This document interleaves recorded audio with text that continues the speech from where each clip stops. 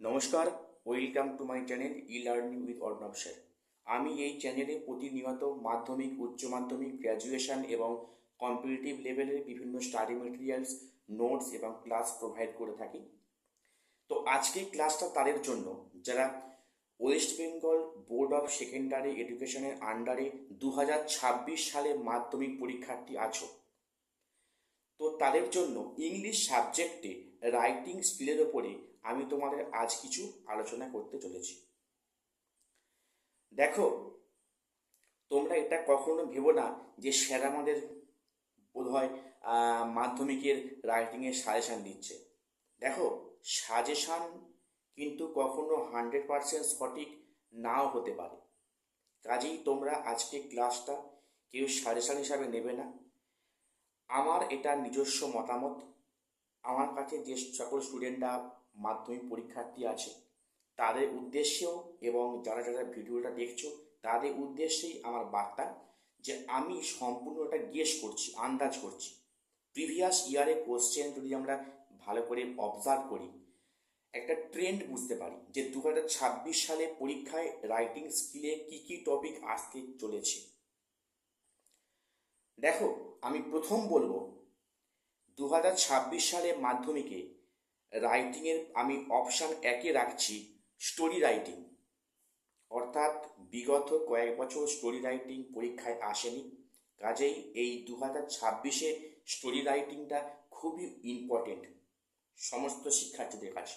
কাজেই তোমরা যে যেখানে স্টোরি রাইটিংয়ের আউটলাইন পয়েন্ট পাবে, হতে পারে পুরনো কোনো টেস্ট পেপার বা কোনো কোশ্চেন ব্যাংক বইতে বা কোনো গ্রামার বইতে, তোমরা যেখান থেকে যা পারো স্টোরি রাইটিং কোশ্চেনগুলো এক জায়গায় কালেক্ট করে উত্তর সলভ করো, কারণ তোমাদের এবারে স্টোরি রাইটিং পড়ার সম্ভাবনা অনেকটাই বেশি।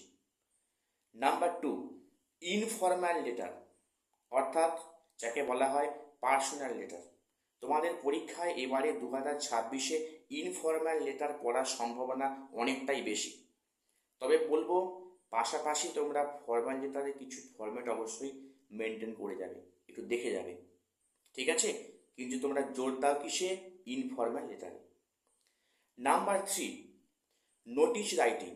দেখো, বিগত বছরগুলোতে যদি আমরা কোশ্চেন প্যাটার্ন অবজার্ভ করি, আমরা দেখব নোটিশ রাইটিং প্রায় 1 বছর ছাড়া ছাড়া পরীক্ষায় আসছে। কাজেই সেদিক থেকে বিচার করলে 2025 সালে নোটিশ রাইটিং আসেনি, তো 2026 সালে কিন্তু নোটিশ রাইটিং পড়ার সম্ভাবনা অনেকটাই বেশি আছে। পাশাপাশি পাশাপাশি তোমরা করে যাবে বায়োগ্রাফি রাইটিং। তোমরা বায়োগ্রাফি রাইটিং বিভিন্ন মডেল কোশ্চেন পেপার বা রায়মার্টিনের কোনো কোশ্চেন পেপার বা কোনো পুরনো টেস্ট পেপার বা কোনো গ্রামার বই থেকে তোমরা যেখান থেকে যা পাচ্ছ জীবনী অর্থাৎ বায়োগ্রাফি একটু প্র্যাকটিস করে যাও। কিন্তু লক্ষ্য রাখো, টার্গেট রাখো নোটিশ রাইটিং। তাহলে আমি বললাম আমার ফার্স্ট চয়েস থাকলো স্টোরি রাইটিং, নাম্বার 2 থাকলো ইনফরম্যাল লেটার এবং নাম্বার 3 থাকলো নোটিশ রাইটিং। তবে হ্যাঁ, তোমরা ফর্মাল লেটারে কিছু ফরম্যাট দেখে যেও এবং বায়োগ্রাফি রাইটিং একটু প্র্যাকটিস করে যেও। আশা করছি এই 3 ধরনের রাইটিং তোমরা যদি এখন থেকে প্র্যাকটিস করো তাহলে তোমাদের মাধ্যমিক পরীক্ষায় এর থেকে কমন পাওয়ার সম্ভাবনা অনেকটাই বেশি আছে।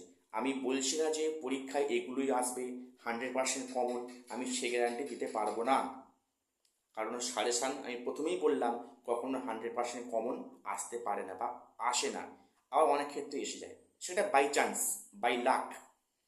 কাজেই তোমরা এটা সাজেশন ভেবে নিও না। আমি আবারও বলছি, এটা আমার নিজস্ব মতামত, আমি নিজে গেস করে বা প্রিভিয়াস ইয়ারের কোশ্চেন পেপারগুলো অ্যানালাইসিস করে আমার এটি বক্তব্য। ফার্স্ট পেপার আছে story writing, second informal letter, third notice writing. তো আজকের যদি তোমাদের ক্লাসটি বা যদি ভিডিওটি ভালো লাগে অবশ্যই চ্যানেলটিকে সাবস্ক্রাইব করে দিও, পাশে থাকা বেল আইকনটি বাজিয়ে দিও, অল বাটনটি অন করে রেখো। আর একটা রিকোয়েস্ট, আমি এই চ্যানেলে নতুন এসেছি, কাজেই চ্যানেলটির পাশে থেকেও নিয়মিত ভিডিওগুলো ওয়াচ করো, আশা করি তোমরা একটু হলেও উপকৃত হবে। আর হ্যাঁ, ভিডিওয়ে অবশ্যই একটি লাইক করো, কারণ তোমাদের একটি লাইক আমাকে উৎসাহিত করে পরবর্তী ভিডিও বানানোর ক্ষেত্রে। ঠিক আছে? আজকে এখানে শেষ করলাম, দেখা হচ্ছে পরে কোনো ভিডিওতে।